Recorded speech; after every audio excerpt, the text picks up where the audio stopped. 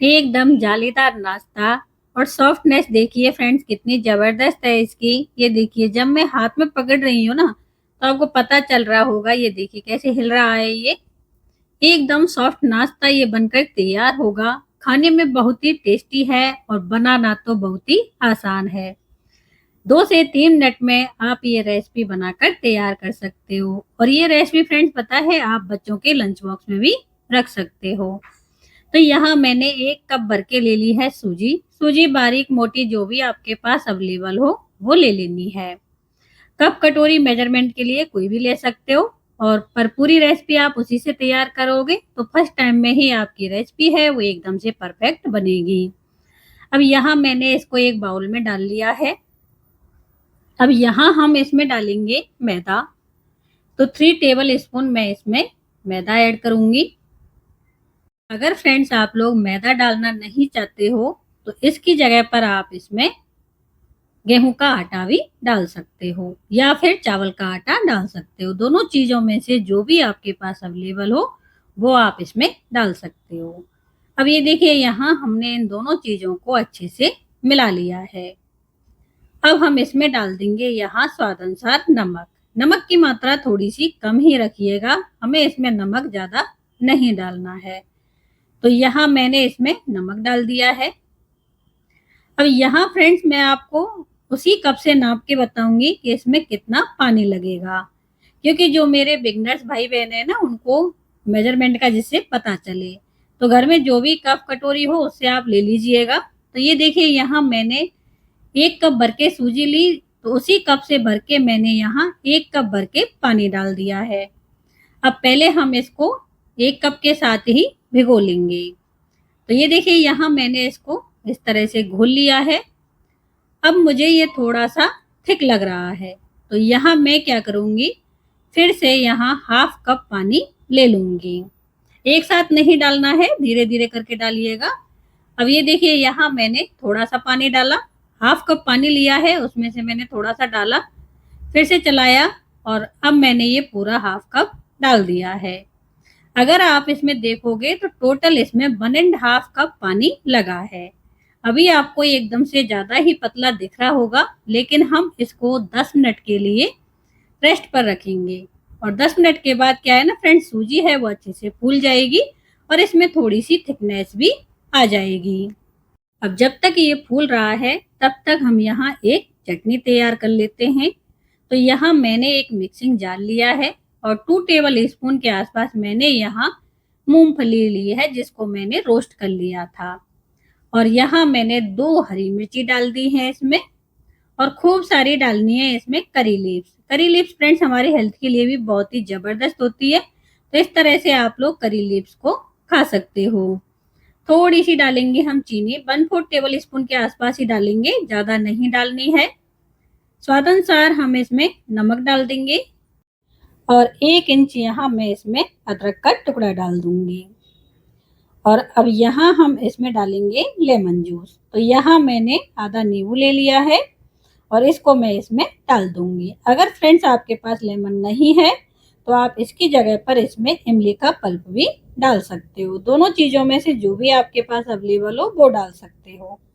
अब ये देखिए यहाँ मैंने इसके सीड्स निकाल लिए हैं और ये हम इसमें डाल देंगे। थोड़ा सा हम इसमें पानी डाल देंगे और पानी डालकर अब हम इसको पीस कर ले आएंगे। देखिए हमारी ये देखिए यहाँ चटनी हमारी बनकर चटनी तैयार बनकर हो गई है तैयार। इसको साइड ये में रख फ्रेंड्स देंगे। इतनी टेस्टी बनती है चटनी, मेरे कहने पर ट्राई करके जरूर देखिएगा। यकीन मानिए ऐसे ही खा जाओगे, चटनी को इतनी टेस्टी लगती है ये।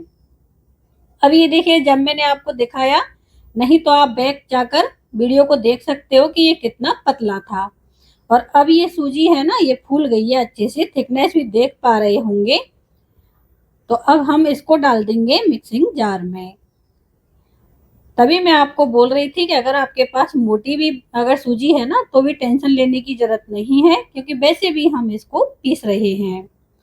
अब ये देखिए हम इसको पीस कर ले आए हैं। हमने इसमें और कोई पानी वगैरह नहीं डाला है, उसी बैटर में ही हम इसको पीस कर ले आए हैं।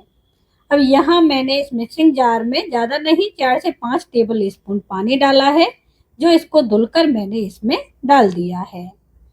अब ये देखिए कंसिस्टेंसी फ्रेंड्स आप लोग देख रहे होंगे, इस तरह की होनी चाहिए। इसकी कंसिस्टेंसी थोड़ी सी पतली ही होनी चाहिए, तभी तो वो एकदम से पतले वाला नाश्ता बनेगा।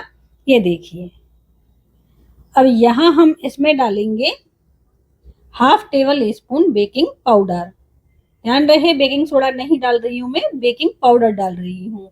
जैसे हम केक वगैरह बनाते हैं ना, बेकरी के आइटम बनाते हैं, तो वो मैं बेकिंग पाउडर इसमें डाल दिया है। एक बार हम इसको अच्छे से मिला लेंगे और एक ही डायरेक्शन में मिलाना है फ्रेंड्स, इधर उधर आपको नहीं करना है। तो ये देखिए यहाँ मैंने इसको अच्छे से मिला लिया है। तो फ्रेंड्स अगर हमारी रेसिपी आपको अच्छी लग रही हो तो प्लीज़ लाइक कीजिएगा और शेयर करना बिल्कुल भी ना भूलिएगा, और कमेंट करके तो ज़रूर बताइएगा कि हमारी रेसिपी आपको कैसी लगी, क्योंकि आपके कमेंट का मुझे बेसब्री से इंतज़ार रहता है। जब आप लोग प्यारा प्यारा कमेंट करते हैं तो मुझे बहुत खुशी मिलती है। अब ये देखिए यहाँ हमने एक कढ़ाई ले ली है, आप चाहो तो इसकी जगह पर कोई तवा भी ले सकते हो।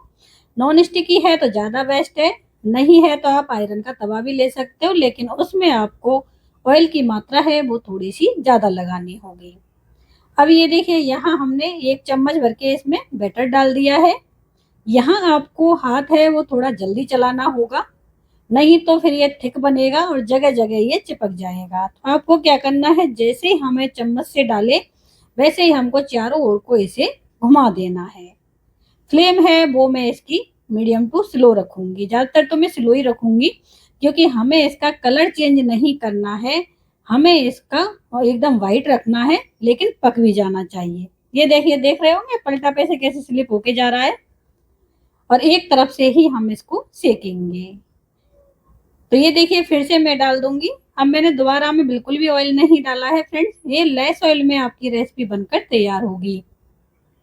और ये देखिए, क्योंकि पहले हमारा जो कढ़ाई है ना वो अच्छे से गर्म नहीं हुआ था, और दूसरी बार में देख रहे होंगे अब अच्छे से गर्म हो चुकी है। और ये देखिए, देख रहे हैं जाली कैसी पड़ी है इसमें। ये क्या है ना फ्रेंड्स, तवा हो या कढ़ाई हो, जब एकदम परफेक्ट गर्म होती है ना तो हमारी रेसिपी भी एकदम से परफेक्ट बनती है। और ये देखिए, देख रहे हो एकदम से पतला बना है, जालीदार बना है फ्रेंड्स, और सॉफ्ट देखिए। तो इसी तरह से यहाँ मैं सारे हैं उनको बनाकर तैयार कर लूंगी। और देख पा रहे होंगे मैंने बिल्कुल ही बाद में ऑयल नहीं लगाया है, बस शुरुआत में एक बार ही मैंने ऑयल लगाया, उसके बाद मैंने इसमें बिल्कुल भी ऑयल नहीं लगाया है। बिना ऑयल के ही हमने ये सारे हैं ये तैयार कर लिए हैं। और ये देखिए, देख रहे हैं कितने जबरदस्त लग रहे हैं। यकीन मानिए फ्रेंड्स, खाने में भी बहुत ही टेस्टी लगे थे। इतनी जबरदस्त ये रेसिपी बनकर तैयार होगी। ये देखिए, मतलब एकदम ये समझ लो, मतलब जैसे वो मलमल का कपड़ा होता है ना, ऐसे लगेंगे आपको ये। और इस चटनी के साथ तो बहुत ही मजेदार लगते हैं। इसको आप लोग बच्चों के लंच बॉक्स में भी रख सकते हो, क्योंकि ये हेल्दी है नाश्ता। जहां मैंने मैदा डाला था वहां आप लोग इसमें गेहूं का आटा डालकर और बनाओगे तो ये एकदम से हेल्दी हो जाएगा। तो हेल्दी नाश्ता है फ्रेंड्स, ट्राई जरूर कीजिएगा। इसमें कोई ज़्यादा सामान भी नहीं लगेगा, बेसिक से सामान से ही आप ये रेसिपी बनाकर तैयार कर सकते हो। और बिल्कुल ही कम मसालों में, हमने कुछ भी मसाले नहीं डाले हैं, लेकिन टेस्टी बहुत है फ्रेंड्स, बिना मसाले की रेसिपी।